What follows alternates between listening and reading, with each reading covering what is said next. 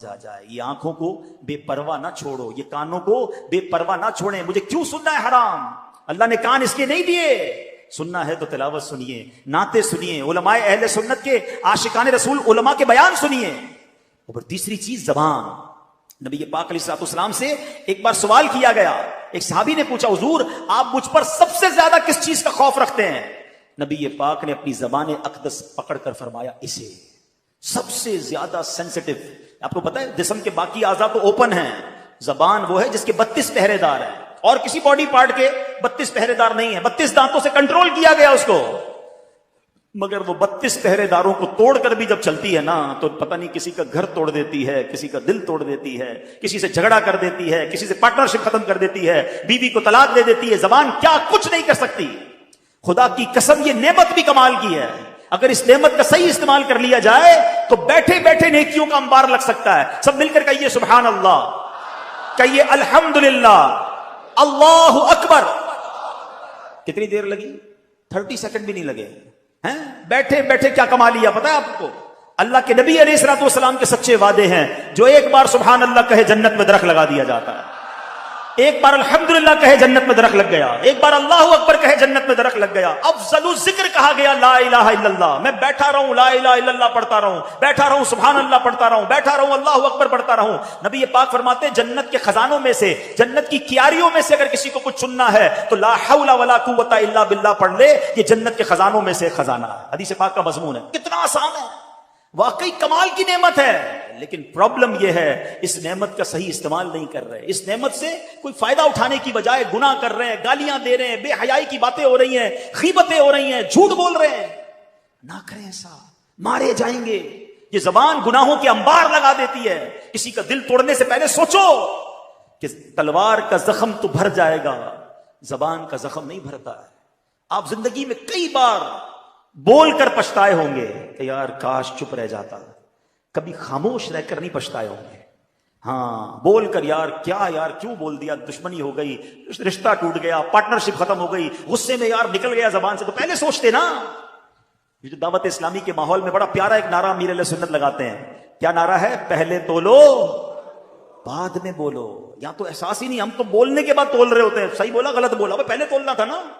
تو کاش یہ احتیاط نصیب ہو جائے.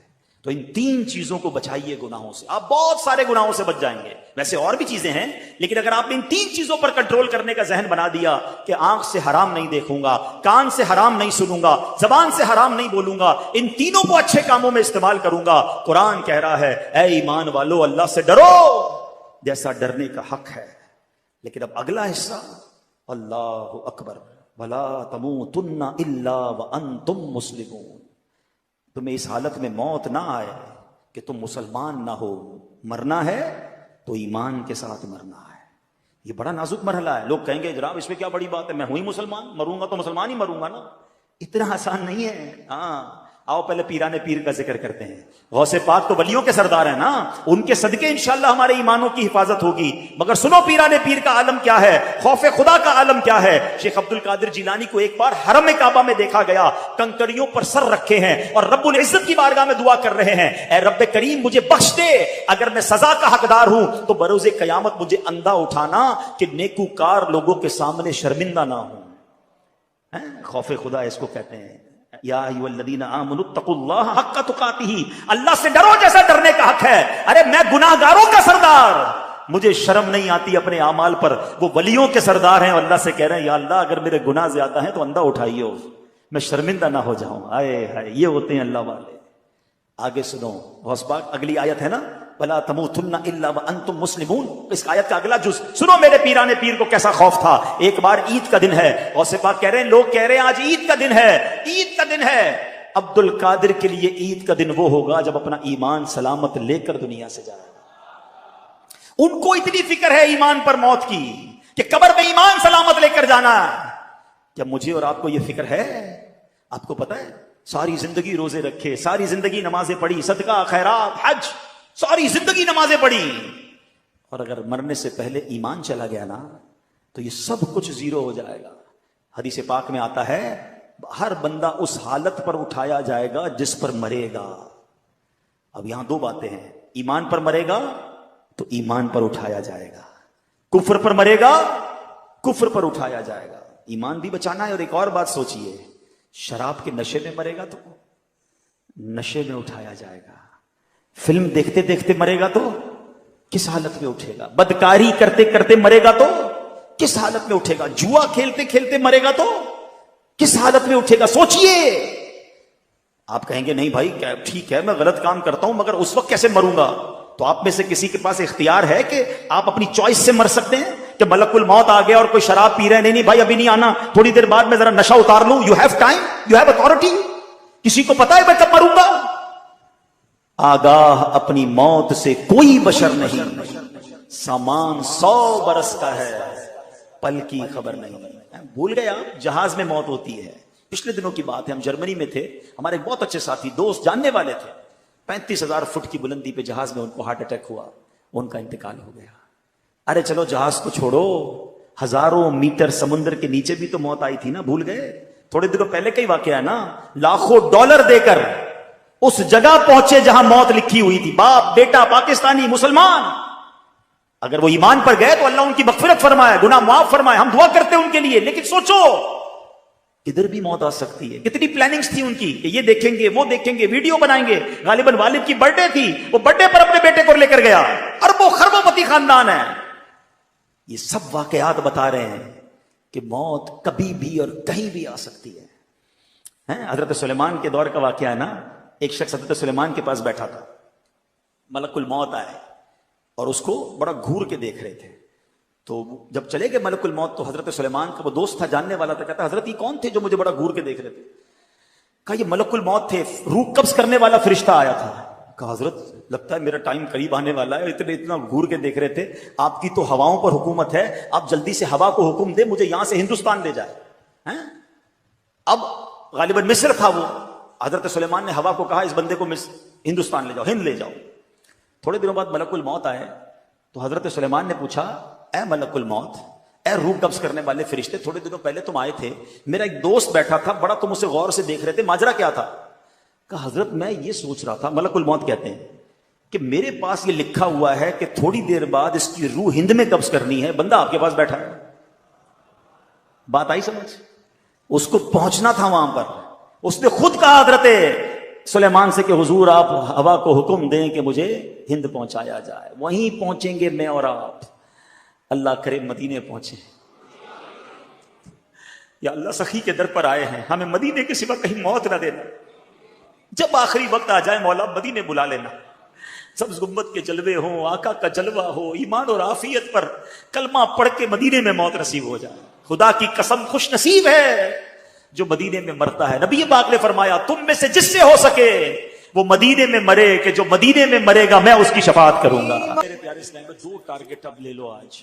एक तो ईमान पर मरना है और बुरा खात्मा ना हो, गुनाहों के दौरान नहीं मरना है। अब वो बंदा सोचे जो शराब पीता है कि शराब पीते पीते मर तो सकता हूं ना। जो बदकारी करता है वो सोचे बदकारी करते करते मर तो सकता हूं ना। जुआ खेलने वाला सोचे कि जुआ खेलते खेलते मर सकता हूं। चोरी करने वाला सोचे कि किसी का घर लूट रहा हूं, किसी की जेब काट रहा हूं, किसी को पिस्तौल दिखा के मोबाइल छीन रहा हूं, उसी वक्त मर गया। तो आका ने फरमाया जिस हालत में मरेगा उसी हालत में उठाए। क्या मुंह दिखाऊंगा अल्लाह को, है? अल्लाह की नाफरमानी करते करते मरूं। मां बाप को सताते सताते मर गया तो क्या हुआ, क्या होगा सोचो। भाई बहनों के साथ ज्यादती, अपनी बहनों की विरासत पर कब्जा करके मर गया तो क्या अल्लाह को मुंह दिखाऊंगा। मरना है याद रखना, मगर बुरी मौत नहीं मरना है।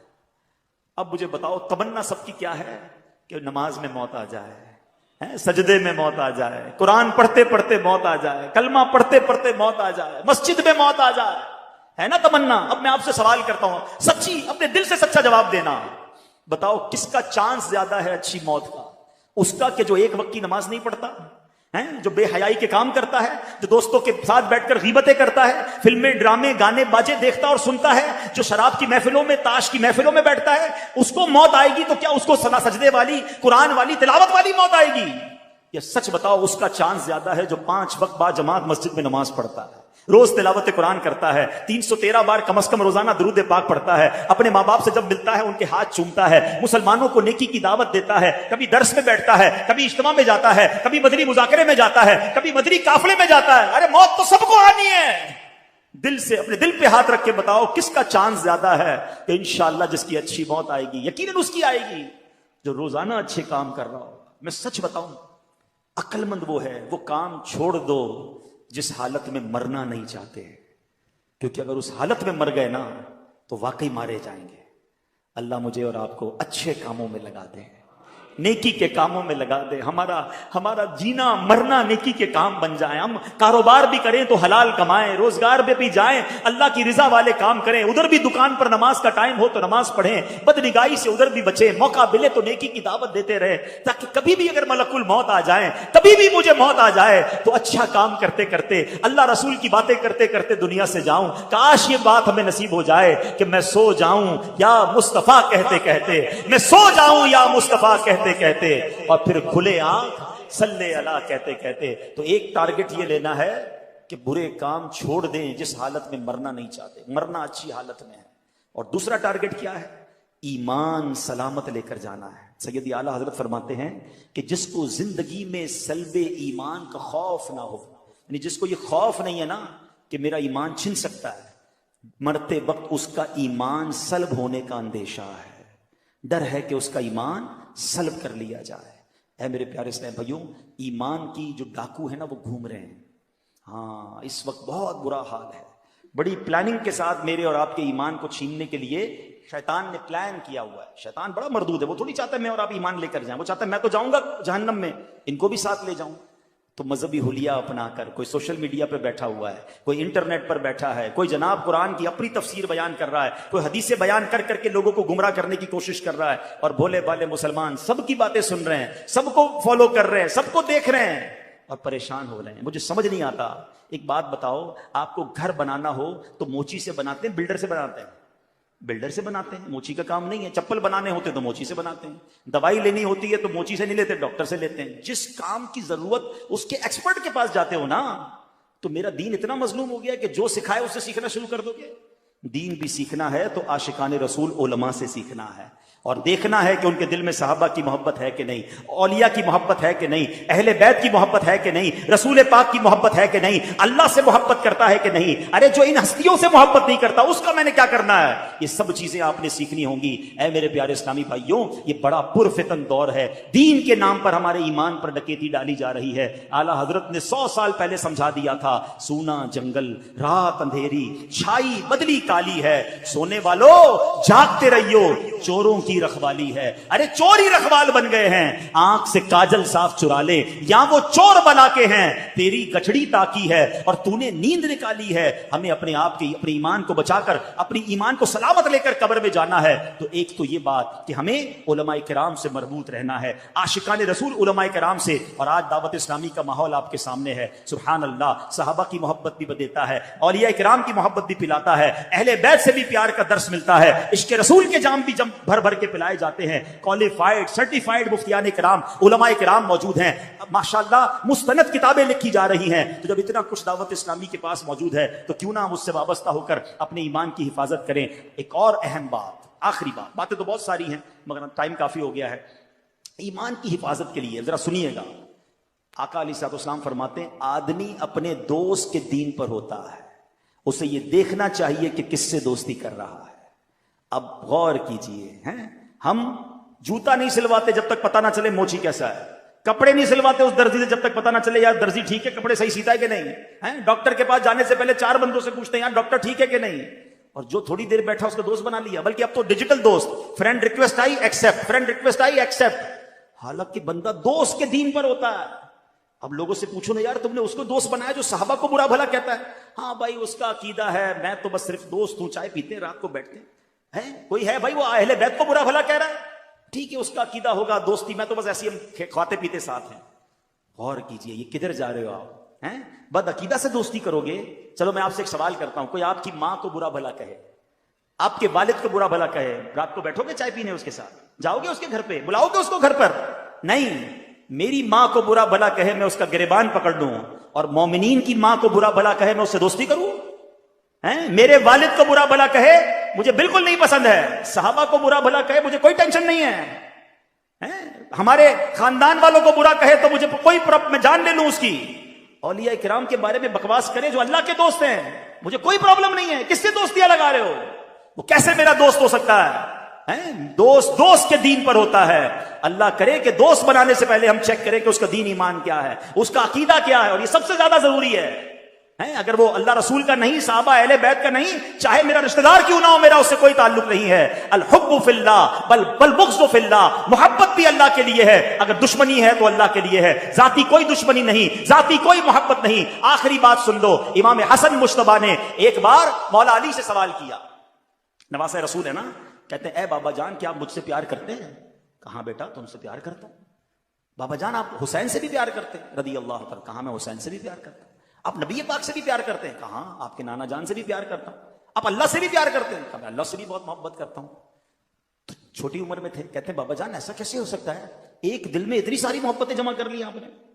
امام مولا علی تو پھر مولا علی ہے نا، کیسا جواب؟ آقا فرماتے ہیں میں علم کا شہر ہوں، علی اس کا دروازہ ہے۔ کہتے ہیں بیٹا دیکھتے نہیں جب نماز کا وقت ہوتا ہے سب کو چھوڑ کر اللہ کی بارگاہ میں حاضر ہو جاتا ہوں، محبت تو ایک سے ہی کرتا ہوں، اس کی وجہ سے باقی سب سے محبت کرتا ہوں۔ ہمیں جو صحابہ سے پیار ہے نا وہ اللہ کی وجہ سے ہے، اولیاء سے پیار اللہ کی وجہ سے، اللہ کے پیارے ہیں نا۔ نبی پاک سے پیار کیوں ہے؟ وہ اللہ کے محبوب ہے۔ تو سبحان اللہ، اصل محبت اللہ سے ہے، اور اللہ کی رضا کے لیے باقی سب سے محبت ہے۔ سخی عبد الوہاب شاہ ہمارے رشتہ دار نہیں ہیں، میں کراچی سے چل کر آیا، پتہ نہیں پاکستان کے کس کس حصے سے لوگ یہاں آئے ہیں، ہماری کوئی ان سے رشتہ داری نہیں ہے، مگر اس لیے پیار ہے کہ یہ اللہ والے ہیں، اللہ ان سے پیار کرتا ہے، یہ اللہ کے دوست ہیں، ہماری محبتیں بھی اللہ کے لیے ہیں، اور ہماری اگر کسی سے دشمنی ہے، دوری ہے، تو وہ بھی اللہ کے لیے ہے۔ جو اللہ کا دشمن ہے میرا دوست کیسے بن سکتا ہے؟ جو نبیوں کا دشمن ہے وہ میرا رشتہ دار کیسے بن سکتا ہے؟ جو ولیوں اور صحابہ کو برا بھلا کہتا ہے وہ ہماری محفل میں نہیں آ سکتا۔ جس دن اپنے ایمان اور عقیدے کو مضبوط کر لو گے پھر کوئی ایمان چھین نہیں سکے گا۔ ہم کہتے ہیں سب سے دوستی، سب کے پاس جانا ہے، سب کے ساتھ کھانا پینا ہے، ایسا نہیں ہوتا۔ اپنے کاروبار، اپنی فیملی کے لیے تم مضبوط ہو جاؤ اور اپنے ایمان کے لیے ڈھیلے پڑ جاؤ گے تو پھر ایمان کے ڈاکو گھوم رہے ہیں۔ اعلیٰ حضرت کا فرمان یاد رکھنا کہ ہمیں صرف نبی پاک علیہ الصلوۃ والسلام کو راضی کرنا ہے، اللہ کو راضی کرنا ہے، انشاءاللہ باقی سارے کام